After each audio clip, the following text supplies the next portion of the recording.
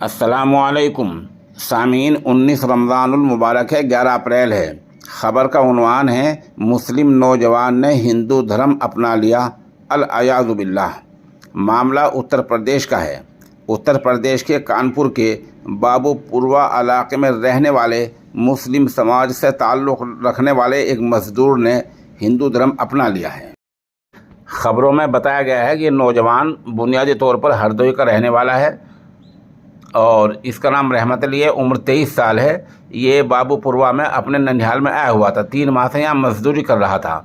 इसी दौरान ये एक मंदिर में पहुँचा और जैसा कि बजरंग दल वालों ने बताया है, उसका वहाँ धर्म तब्दील कराया और उसका नाम रहमत से अब ऋतिक नाम हो गया है।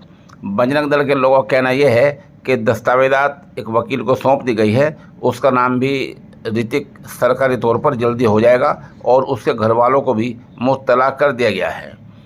नौजवान ने मज़हब तब्दील करने के बाद सहाफ़ियों को बताया कि वो बचपन में कभी कांवड़ ले आया करता था, कभी होली में चला जाया करता था, कभी दिवाली में चला जाया करता था। इसलिए होते होते उसकी आस्था हिंदू धर्म में बन गई। इन चीज़ों से आप अंदाज़ा लगा सकते हैं कि हमारी इस्लाही कोशिशें कहाँ जा रही हैं, हम क्या कर रहे हैं और हम अपने नौजवानों की हिफाजत के लिए क्या कर रहे हैं।